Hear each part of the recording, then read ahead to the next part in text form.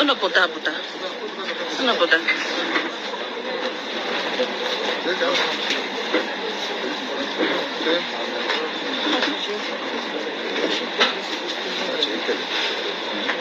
Look at you.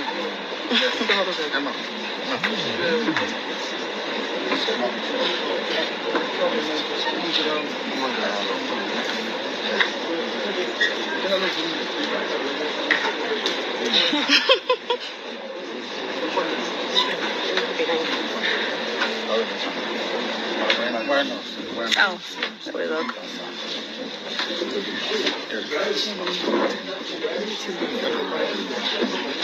Good. Adem.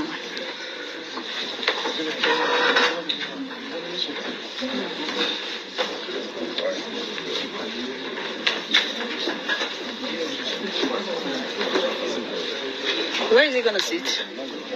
Oh.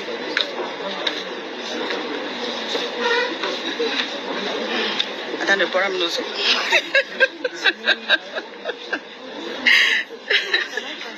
Yeah, you can.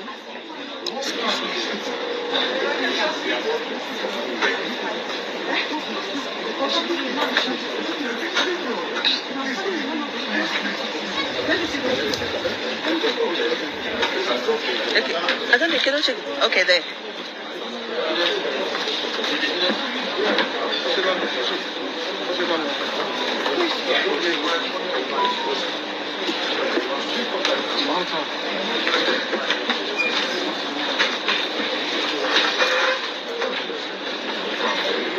Who drops this? About their agenda to Islamize the whole Nigeria. But thank God Biafra is a free nation today.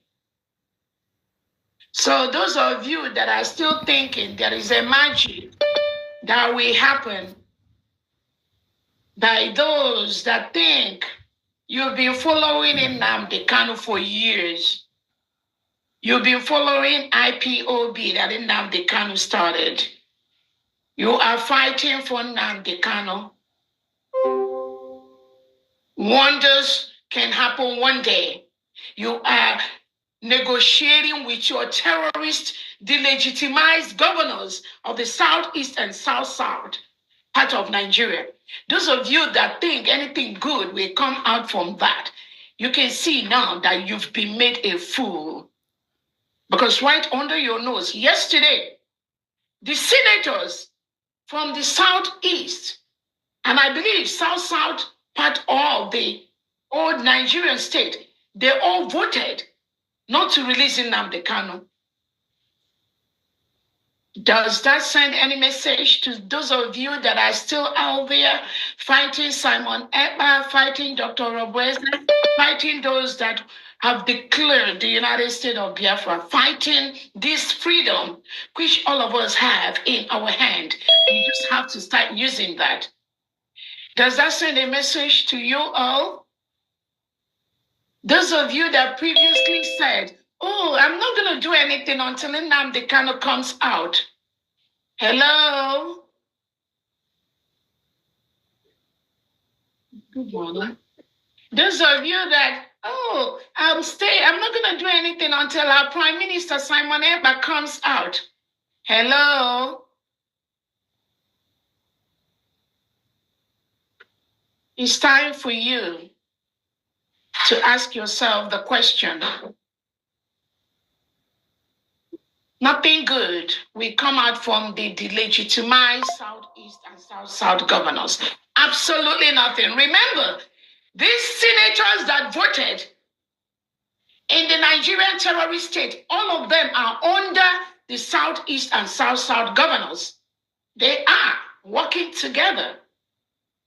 So when you think you can negotiate anything from with the Southeast and South governors who sent their senators to Abuja to vote against the release of Nnamdi Kanu, then they fooled you. That means Ibagobo 419.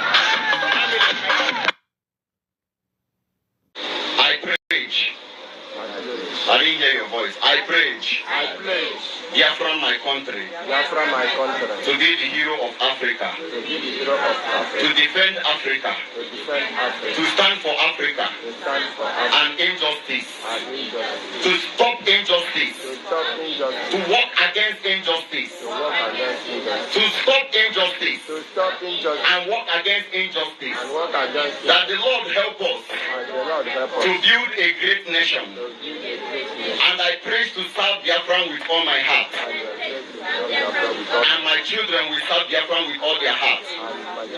And generation to come. So help us God. Amen. Amen. This is the period one nigga, one year. If this thing starts moving around, cheating will stop. Lies will stop. Hello? Up until now, he is still going to trial, and we wonder, what is this man being still tried for? There has not been any conclusive judgment as regard his case for the past 5 years. Then on that note, IPOB condemns scheduled trial of Nnamdi Kanu, calls for his release. The indigenous people of Biafra, IPOB, has strongly criticized the planned resumption of the trial of its leader, Nnamdi Kanu, scheduled for April 29, 2025, at the Federal High Court, Abuja. In a statement issued by IPOB's Media and Publicity Secretary, Comrade Ima Powerful, the group described the trial as a violation of the Nigerian Constitution and international legal standards. IPOB calls for Kanu's immediate and unconditional release, urging the international community and human rights organizations to intervene. According to the statement, IPOB maintains that Kanu's 2021 arrest in Kenya and subsequent transfer to Nigeria did not follow lawful extradition processes, alleging breaches of several legal provisions. The group cited specific sections of the Nigerian Constitution, Extradition Act, and international treaties to argue that Kanu's right to personal liberty and fair trial were infringed. Section 36(1) of the Constitution guarantees the right to a fair hearing, while Section 35(1) protects personal liberty. The manner in which Kanu was brought back to Nigeria contravenes these provisions, the statement said. IPOB further referenced the African Charter on Human and People's Rights and the International Covenant on Civil and Political Rights, ICCPR, emphasizing the global standard for arrest, extradition, and trial processes. The group also noted previous court decisions related to Kanu's case, including the July 2021 ECOWAS court ruling and the October 2022 appeal court judgment, which reportedly discharged him. IPOB criticized what it described as the Nigerian government's continued disregard for these rulings. In its statement, IPOB appealed to newly appointed senior advocates on Kanu's defense team to prioritize the rule of law and not legitimize what it termed an unlawful trial. The group reiterated that it would continue to seek Kanu's release through all lawful means available. IPOB concluded by urging the Nigerian judiciary to safeguard its independence and uphold justice, warning that history will judge those who fail to defend the rule of law. Nnamdi Kanu, the leader of IPOB, has faced multiple charges since his initial arrest in 2015. His trial has drawn national and international attention, with various groups expressing concern over human rights and due processes. All right, welcome back. There has been a lot of violation to the young man's right, Mazi Nnamdi Kanu. It's just that the nation where we found ourselves is a nation whereby the rule of law does not exist. It's more or so that the issue of the rule of law is not part of the game.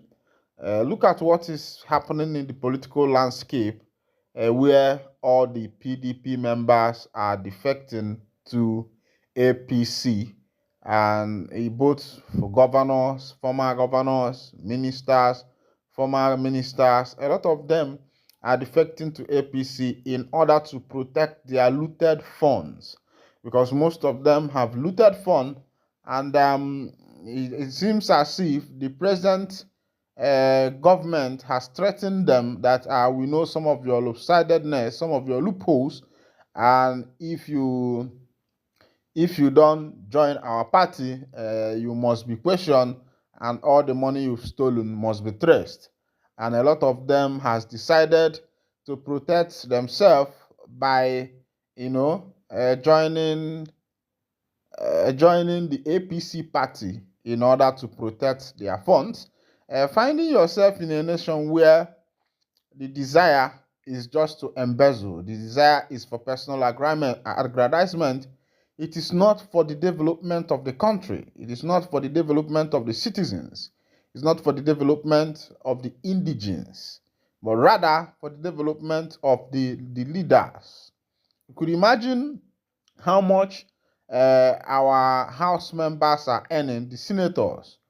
A lot of allowances, car allowance, wardrobe allowance, newspaper allowance, danger allowance, everything allowance. And you will be wondering, what about the common man? What about the citizens? What about those who elected you into power? What about those who are your people? What about them? The people who made sure that you're into power, even though we know that some of them were not voted by the citizens, some of them got into power by the back door. They got into power by the back door. But even as that, and you see what these people are doing, it will show you that they don't have the interest of the people at heart. The rule of law is no more there. Like I'll always say, the woman of justice that usually cover her eyes with her sword and her scale, as it is now in the nation called Nigeria, that woman can see, and she knows how to save people that have money, the rich men, and also knows how to imprison the poor ones. The woman of justice once upon a time eyes was covered, but as it is in the present Nigeria, the eyes of the woman of justice is widely open to see.